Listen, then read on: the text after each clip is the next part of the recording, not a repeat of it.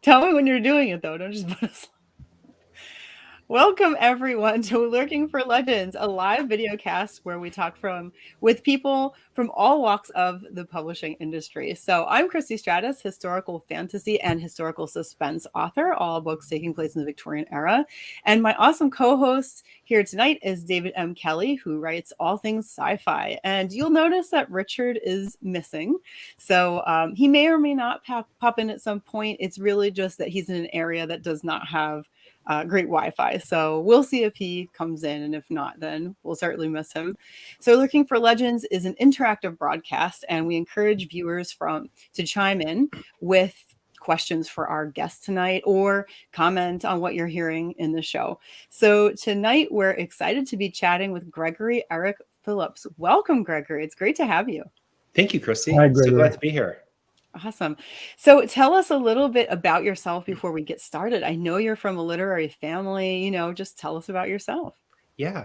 So I'm an author, obviously, and I just had my third novel come out last year. It's called A Season in Lights. Here it is. We'll get into that a little bit more later, I'm sure.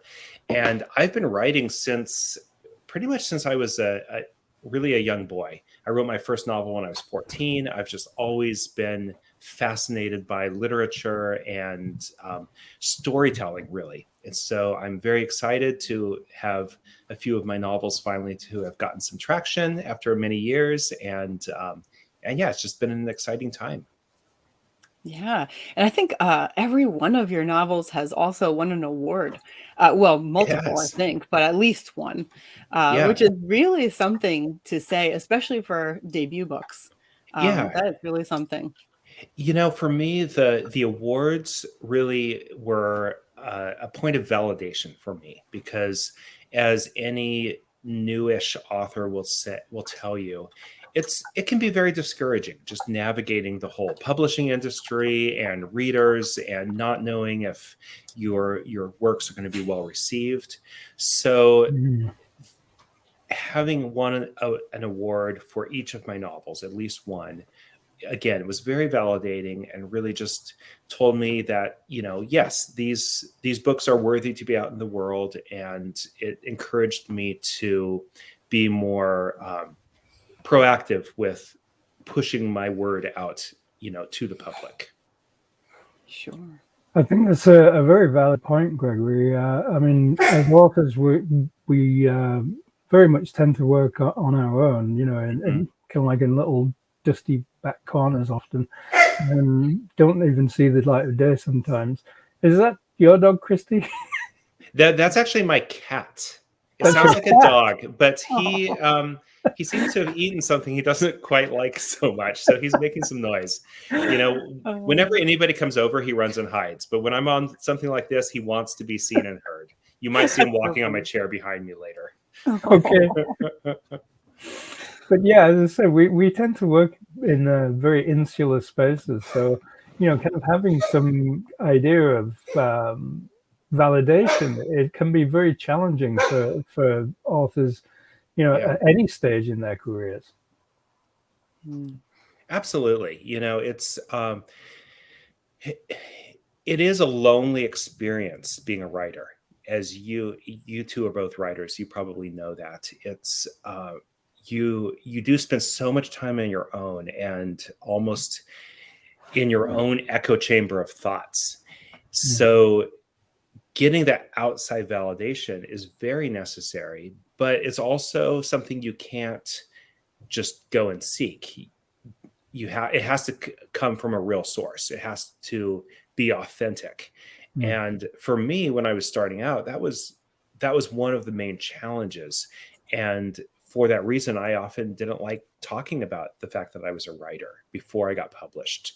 I kept it kind of, as, not secret, but private. And it was getting that validation of some awards, finally getting my first novel published, that made me confident enough to say, yes, I'm a writer. This is part of my identity. Yeah, I think Robert Heinlein said that writing was something that should be done in private and you should wash your hands afterwards. Yeah. I like that. So let's talk about your latest release then, A Season of Mhm. Lights. Tell us all about it. Tell us what it's about and everything. Sure. So, A Season in Lights is a story of passion, ambition, and escape set in the colorful artistic underworld off Broadway in New York City. And the the idea came because there's a lot written and movies done about people making it big on Broadway. And I wanted to tell the story of people who don't necessarily make it to the big stage. People who are just, dancers, musicians who are just hustling to make a living. And to give a sort of a glimpse to that backstage underworld that, the general public doesn't always see. And I have a little bit of that in my background. I'm a dancer and a musician. I did live in New York City for about a year and a half and danced in a few off Broadway shows. Have done some small theater productions here in Seattle, where I live. So I wanted to bring all of that knowledge into this novel. And part of the theme of the novel is then that the fulfillment for these artists comes in the journey, not in the big stage performance. That the fulfillment is along the way, which is how I've felt both as a dancer, but also as an author. Your art is worthy on its own. You don't have to become a big star. So that was kind of the theme that started the novel. But then the novel changed course fairly dramatically in early 2020. I'd already had a completed draft. I'd done some preliminary exploration into getting it published, but I'm very glad I didn't yet. And then when the pandemic started, I thought, wow, I want to show how, the shutdown of all of the arts, how it affected not only economically, but psychologically and in terms of their identity, artists, people who this is their whole lives. I know people who personally here in Seattle whose careers were ended by this, ballet dancers who maybe had 1 or 2 years left of their career and retired as the pandemic hit, or people who never got that chance because of it. And so it was a unique opportunity that I had this fully written novel that I was able to write a new ending and really a new final third of the book, and show what was happening really at the exact present moment I was writing it to these artists in New York City and around the world. That's a pretty unique opportunity. And I know that you actually also include, maybe as a backdrop or however you do it, AIDS also in the 80s, I believe it was. Yes. And so you kind of have those two things just juxtaposed, Yeah. which is very, very interesting. Did you find it difficult now that you have this complete draft? One of the difficult things many writers find is you have a totally complete draft ready to send off, and now you have to do all this changing and editing. Did you find it tricky, especially dealing with two things like, that are so important? Great question. And the short answer is no. But the long answer is the portion that dealt with AIDS had already been written. So it was in no way an intentional parallel between AIDS and COVID. It was an organic thing that developed. Having known many people who were living in New York City, as well as in San Francisco and Seattle, and working in the ballet community during the 1980s, dealing with the AIDS outbreak, it was something that was just on my heart to write about. But I wrote that section several years earlier. And the fact that it ended up sort of paralleling COVID in the story was just an organic thing that happened. And as far as pivoting, I didn't do a lot of editing of the earlier section because the fact that I had written it before any of us knew before COVID even existed, leaving it as it was, I think gave it a more authentic feel. So then the final third, when the COVID outbreak happens, it's a shock to the characters, just like it's a shock to all of us. And I wanted to preserve that, to not give foreshadowings to that this thing is going to happen, to just have it be a sudden jolt, just as February and March of 2020 were to all of us. Yeah, that is, I'm sure, very impactful in the way it reads. As you said, it's the same as it was for us. Yeah.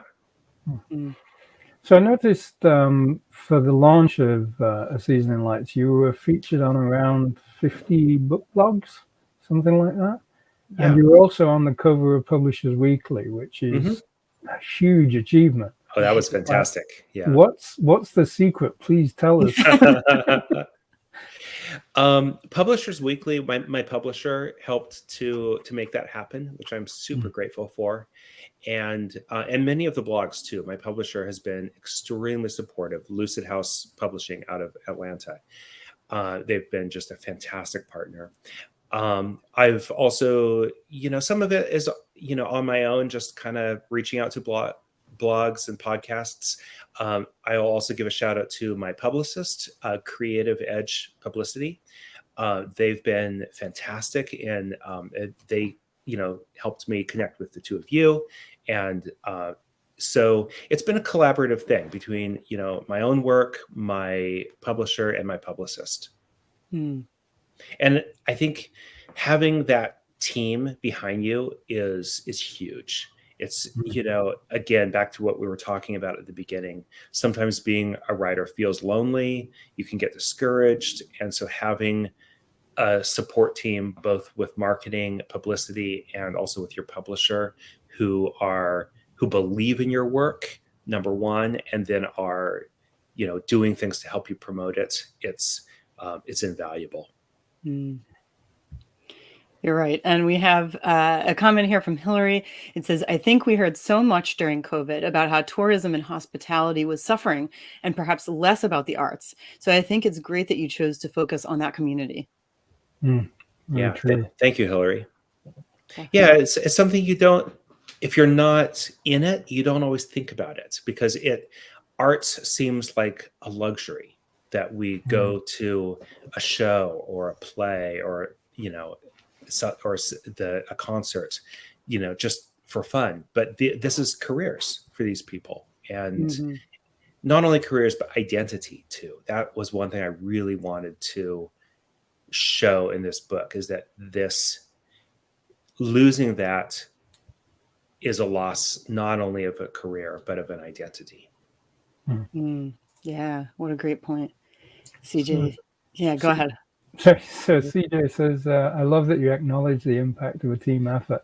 And I think this is something that all of us as authors kind of like feel, because it may all look as though it's just kind of like, us on our own doing all of this stuff, but it never is. There's always a whole bunch of people helping us out, keeping us going, editors, artists for covers, our family and friends who support us and what have you. And it really is very much, a team effort. It just looks kind of solitary from the outside. Yeah. No successful author is ever alone. Yeah. Very true. To go back to the what you were saying about your book in the beginning, that it's really around somebody who's, has a career in dancing, but maybe is not a star and is more, on the side. And as you said, many times, like we've seen many movies and things like that made about the main star. I was thinking how even back in probably the 1930s, for sure, I know, because I watch a lot of old movies, maybe even before that, there has always been a fascination with looking at the life of a big star and seeing how it works, whether it's a dancer or mainly actresses, that I've noticed. But it is so true that when you look at, for example, even in real life, extras. Like you look into their history, which most people don't do.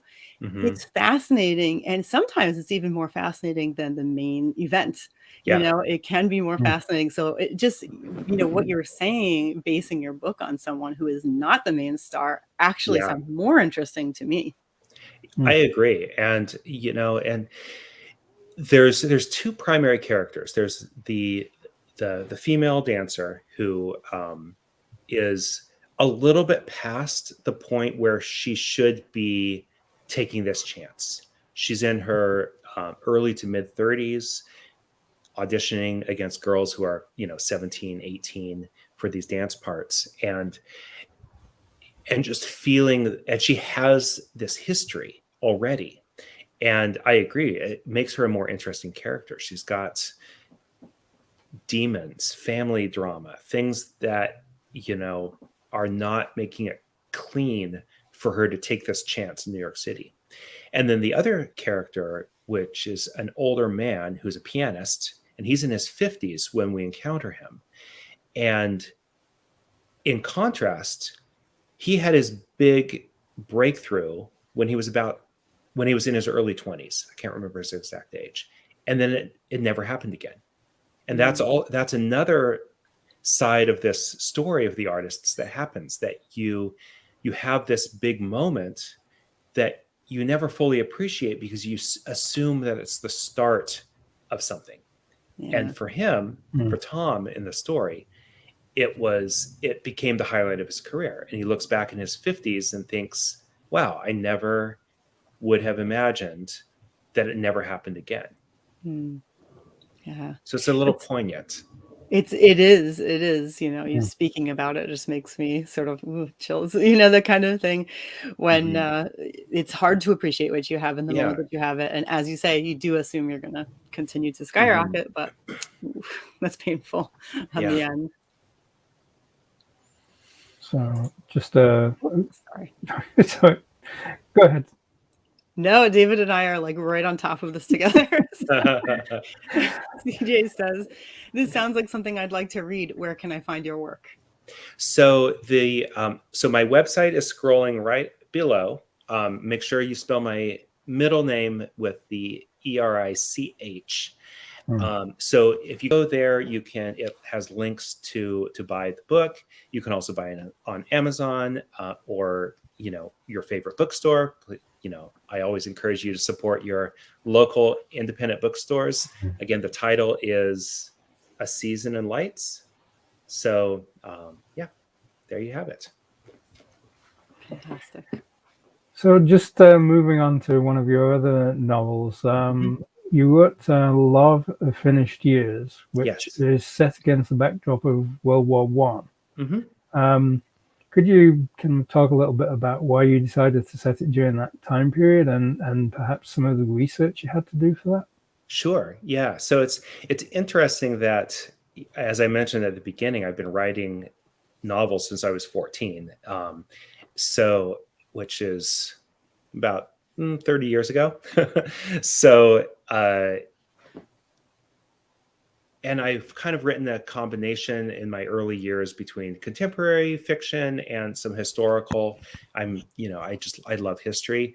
I've always thought of myself more of a contemporary fiction writer, but it turned, the Love of Finished Years was my debut novel, and it was the one that really kind of launched my career. And so I think at some point I will go back to historical. Because it was fairly successful and it was a great experience. As far as the research and why I chose that era, I've always been very fascinated with World War One, and a student of it since for many years before I wrote that novel. I feel like similarly to how in Broadway we see all these renditions of the big stars and who make it big, but we don't see the underlying the people who are just hustling. And I'm always fascinated by, okay, what's the other story? And in books and movies, ever since I was a young boy, there's so much done on World War II. And so my brain started thinking, what's the other story? What's the backstory here? And that led me to World War I. And I found it to be just such a fascinating event in world history. And I became a student of it. I studied it. I researched it. And from all of that, then came the idea of, oh, I want to write a novel that touches on this world event. And then more so wanted to write a novel that touches on the early 20th century immigrant experience. And I decided to make the immigrant family German so that there was an extra layer of intrigue and complication and racism that happened once the war broke out. Mm-hmm. And the immigrant experience is something that is very close to my heart, mainly because of some, people that I know who have faced this.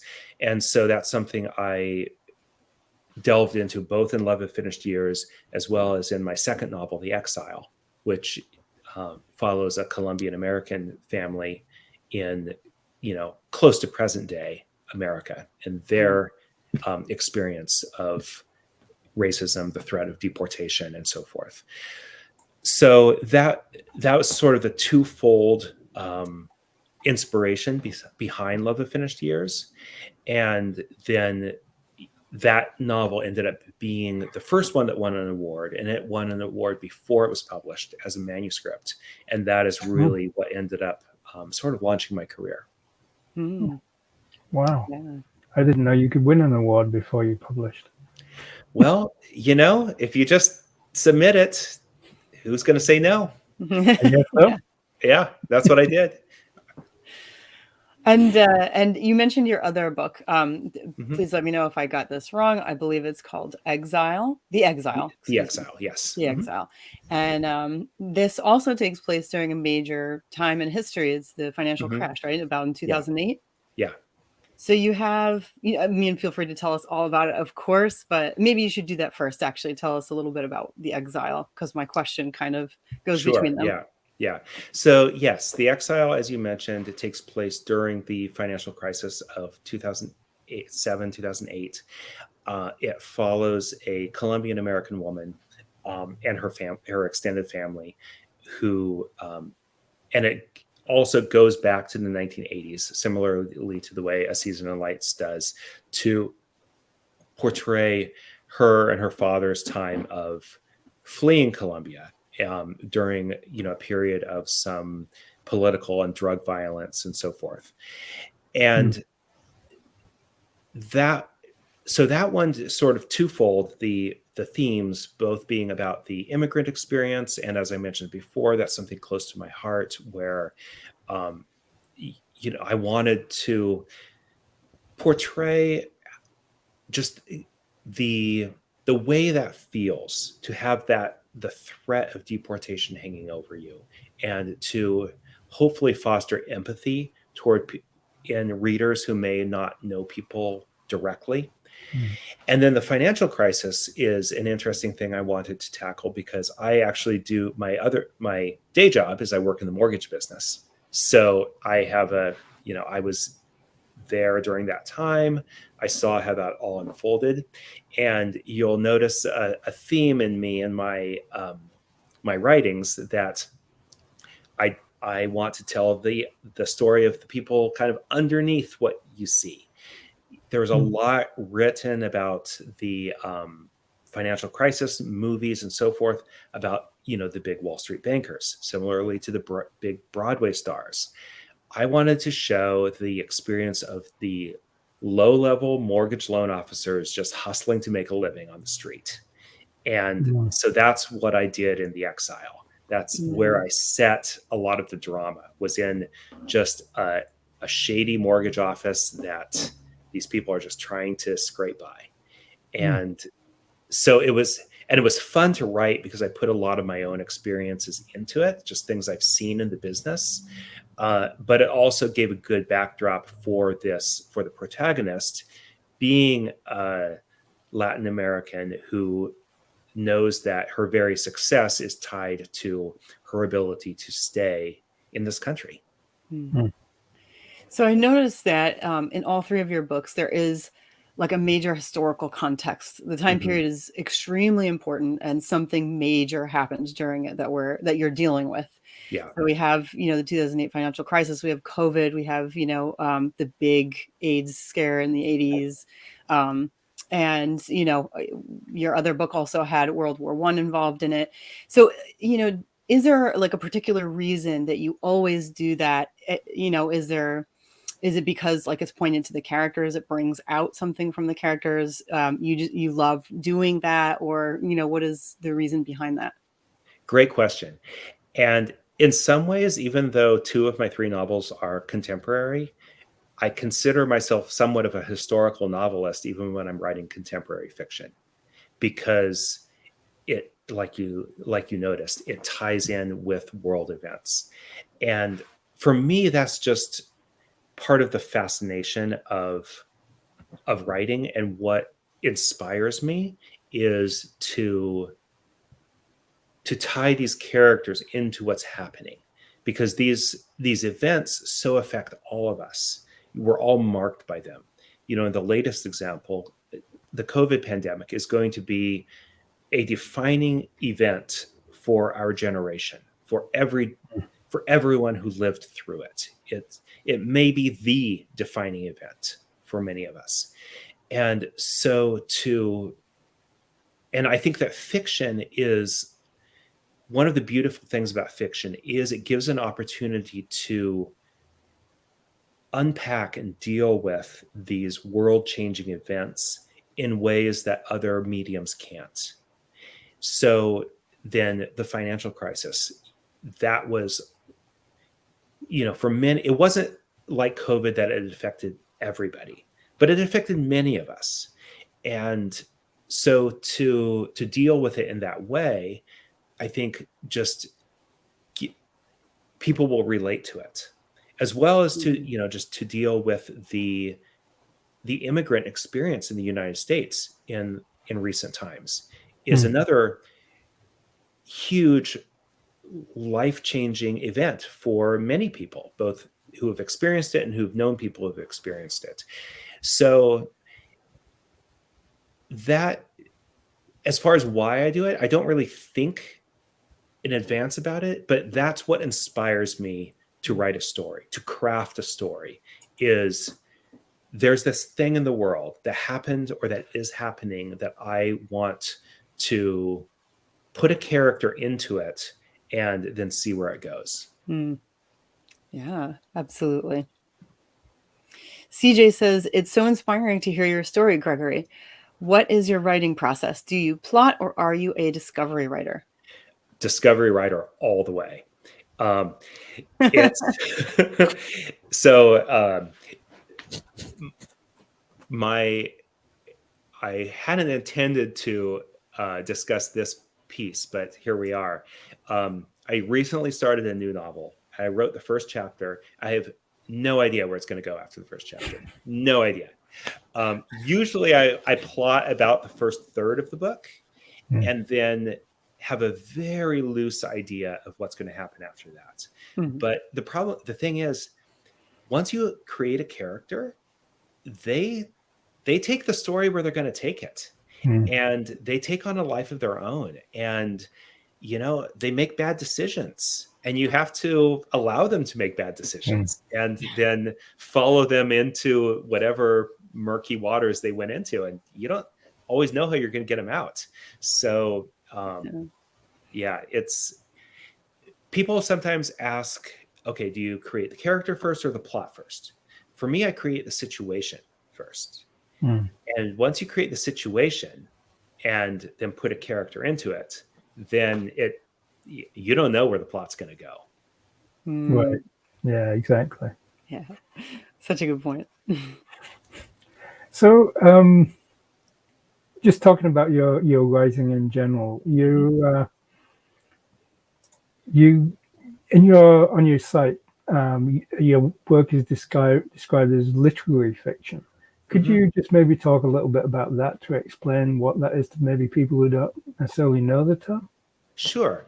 And it's a term that I reluctantly embrace because there's not really a better term for my books. They're not genre fiction. I mean, the one historical one, of course, is historical, but it's they're not romance. They're not all of those categories. So literary fiction is kind of the closest term. And I say I reluctantly embrace it because oftentimes when people hear literary, it sounds very heady and like it's going to be very wordy, which is not my writing style at all. My writing style is very crisp, it's a fast read. People often read my books in 2 days. I don't know how they do that, but some people can read fast, I guess. So I've also often been described within the category of women's fiction or book club fiction. So I think that it's very accessible, but literary is still probably the best term for it because it does deal with big topics, big issues. It's not. I like to write so that it can feel like easy, light reading, but the subject matter is not easy and light. It's going to make the readers think. So that to me is kind of the gist of why I've embraced the term literary fiction as not a perfect descriptor of my books, but probably better than any of the other terms that are out there in the publishing industry right now. Yeah, it can be tough to fit a genre sometimes, especially when many things are involved with the work. I totally understand. Yeah. One of my fans who's read all my books gave me what I think was one of the best compliments. She said, "Well, Gregory kind of made his own genre." Yeah, nice. That is a compliment. Yeah. You know, I noticed that that your books are all written from women's perspectives, and of course, I can't say whether there are men's perspectives mixed in, like the first person or third person limited or anything like that. But at least from reading the blurbs and things, it does sound like they're from women's perspectives. So, what makes you write from a woman's perspective so much? Is it that this is the perspective you find easiest to write from? Is it that you think that lends the most to the story? Both. I would say that it wasn't something that I originally intended that, this is going to be what I do. Several of my unpublished books have been from male perspectives. But I came to the point where I realized I did it well. And I got really, really good feedback, especially from women readers who just said that I really got into the mind of the female characters very well. And so once I realized that it was something I did well, I kind of went with it. And at this point, I would say that it is easier for me. And there are some male perspectives. A Season of Lights is sort of a dual point of view. The female character is in first person, and she's probably 75% of the text is in her point of view, and then probably 25, maybe 30% of the text is in the male character's point of view. So, I don't shy away from a male point of view, but I do like that perspective. I also feel like there's,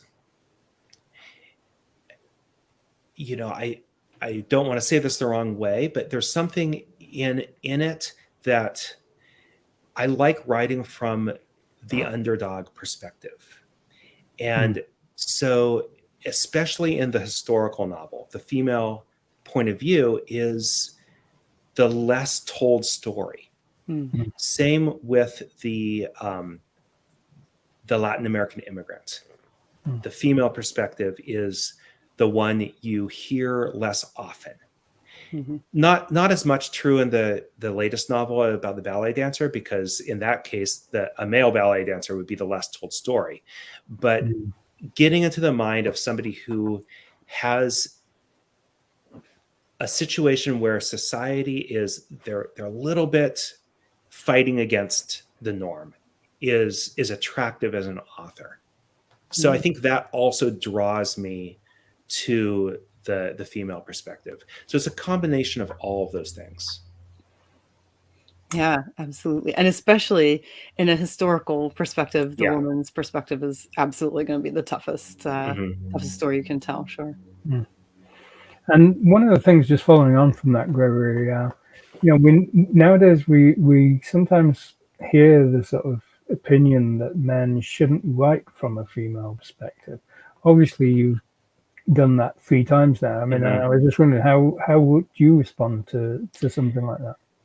Well, I would say, first of all, the only people who have ever said that to me are people who haven't read my books. And so, I would say read it first. And the fact, and it's also usually been men. Whereas women, especially women who have read my books, have loved them. And I think that, so as an author, the second part of that answer, great question, by the way. The second part of that answer is that as an author, you always need to write from perspectives that are different from you. Because if you don't, your books are going to be boring. Everybody's going to be you. The good guy's going to be you. The bad guy's going to be you. The man's going to be you. The woman's going to be you. You have to be able to get into the head of another person. And so if that's another gender, that's one way to do it. The secondary character in A Season in Lights is a black man. So I had to get into the head of somebody who's a different race from me. There's many gay characters in the book. So, and I'm straight, so a different sexual orientation than me. In all of these cases, you have to have, I think it comes from empathy. You have to have enough empathy for other people to put yourself into their shoes, into their experience, to write them authentically. Then also you have to be humble enough to have people read your book who are going to give a more authentic perspective. And for A Season of Lights, and especially, that was extremely helpful. One of the, not one of the 2 main characters, but one of the secondary but prominent characters is a gay ballet teacher in the 1980s.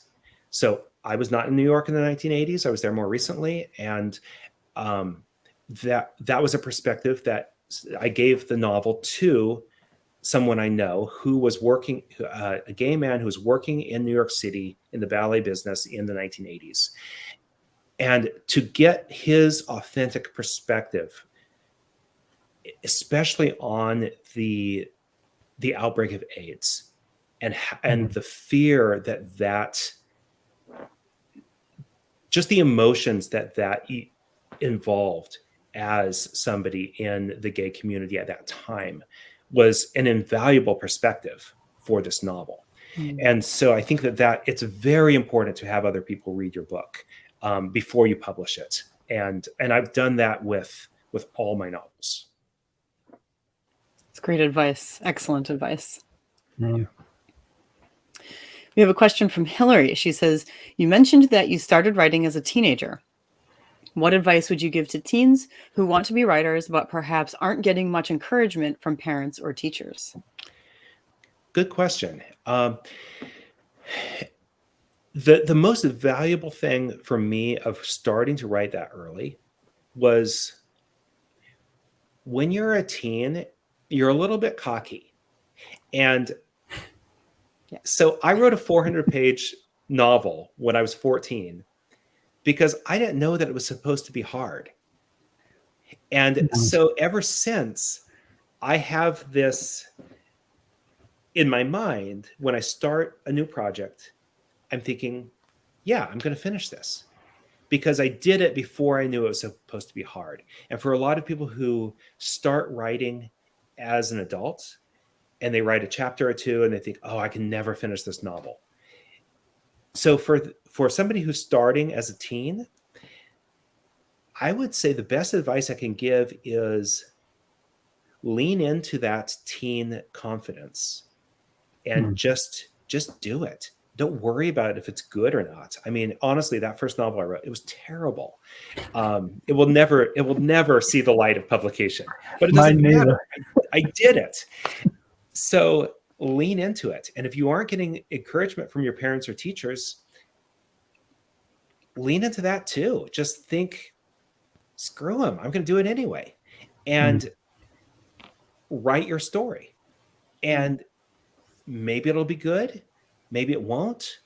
But maybe it will lead to something else. I mean, obviously we would all prefer to have that encouragement from parents and teachers. My parents were extremely supportive.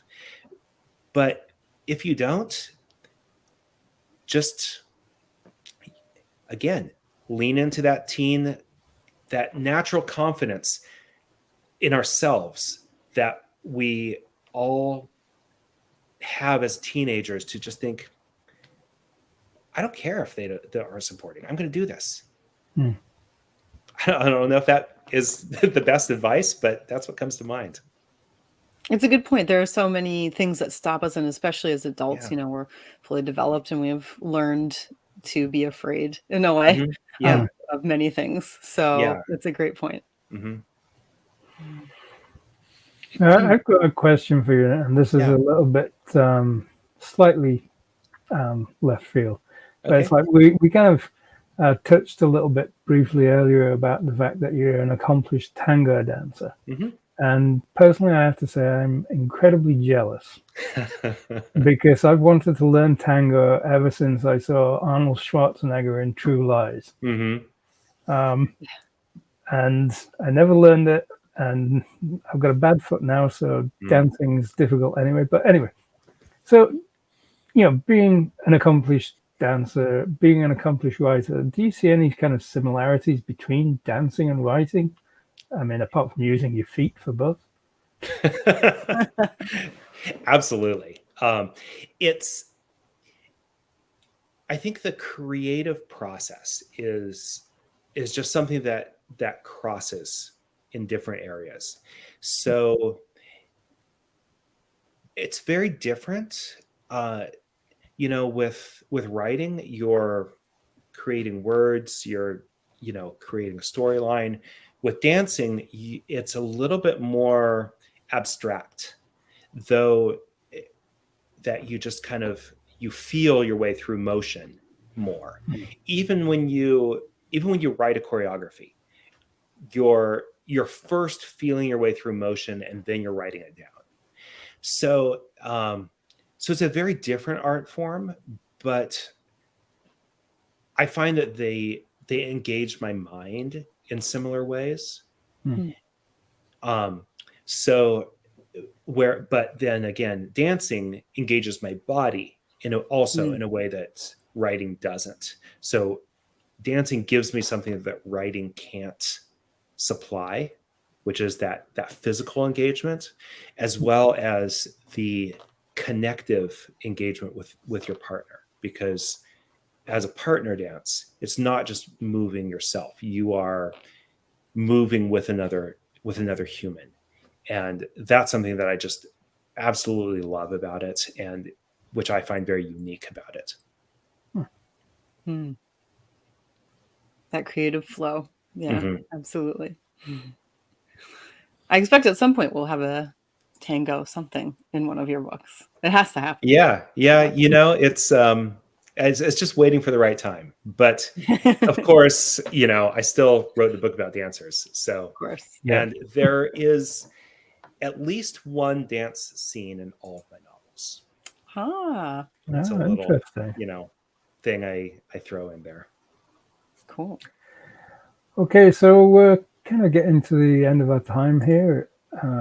We're kind of like around 45 minutes. So thank you very much, Gregory, for joining us tonight. Absolutely. It's been absolutely wonderful talking to you and learning something about your writer's journey and the tango. So Next week, we'll be talking to Howard Pell, who is the author of 2 retirement books and a novel about rebirth. Howard retired in 2014 from a career in adult education in the computer field. He began writing a blog on his experience with his retirement primarily for his friends. With encouragement from friends and family, he began writing his first book on things he learned and things he wished he had known before his retirement. Howard has written and self-published 2 non-fiction books, Retire Fit, Fit and Fit, and co-authored and self-published Retire Fit with Safe Workouts. He's written many short stories and poems, and his first novel, Lives Lived, will be released in June. Howard is a writer, videographer, flamenco promoter, so he's kind of like another dancer. We're running with a theme here. A Rotarian and world traveler, and currently lives in Kitchener, Ontario with his wife, Rosemary. So that's next week. So, Christy, what's new in the Christy stratosphere? Christy Stratosphere. Well, I'm going to be releasing the second grimoire. I'm going to start releasing episodes on, let's see. Well, it's going to be later this week. Thank you. So that'll be on Kindle Vella. And I am still looking at getting out the first grimoire as both a paperback and an ebook that, that isn't on Vella. So you can get it anywhere. So it'll be on Kindle. I am going to be changing the name. So if you want to vote on the name of the first book, the series is now going to be called Grimoire Society of Dark Acts. And if you want to vote on the name of the first book, you can go to patreon.com/ChristyStratus and help me out figuring out which name to pick. I have 3 options there, and you can vote and determine the name of my next book, of that book, actually. The next book is going to be called Corrupted Magic, and it's going to start publishing shortly. So I'm really looking forward to that. I did finish episode 8 already, so we've got 8 weeks worth of episodes set. So you'll be able to read them every single week when they come out. So that's my big news for the week. That's great. Yeah, thanks. I'm really pleased with that. Yeah, that's really exciting. Congratulations. Oh, thank you. Thank you. Yeah. Well, I don't have a lot of news on my side of things. I didn't have a very productive week last week due to various appointments and so on, but I'm back in the saddle and pumping lots of words out for the Third Lobe and Two Feathers book. So that's going well. Hopefully it will be out late this year or maybe early next year, depending how things go. But other than that, I'm just trying to stay cool in this heat wave. Yeah. Oh my goodness. Come visit here in Seattle. It's, upper 70s, a little breeze. It's so nice. That's nice. Jealous. Very jealous. Yeah. Yeah. And my family, 10 months of rain and then 2 months of beautiful summer. That's kind of our life here. Nice. Yeah. But it's good right now. I guess you pay for it in a way. Yeah. Yeah. Ours is the other way around. It's kind of like 2 months of summer and then the rest is frozen north. Yeah. And thank you, CJ and Hillary, for your great comments. I couldn't quite figure out how to like your comments on the chat, but I appreciate your interaction. It's great to have you both here. Yes, thank you to everybody who showed up for the chat. So thanks, everyone. And until next week, look after each other and take care. Thank you. Good night. Bye.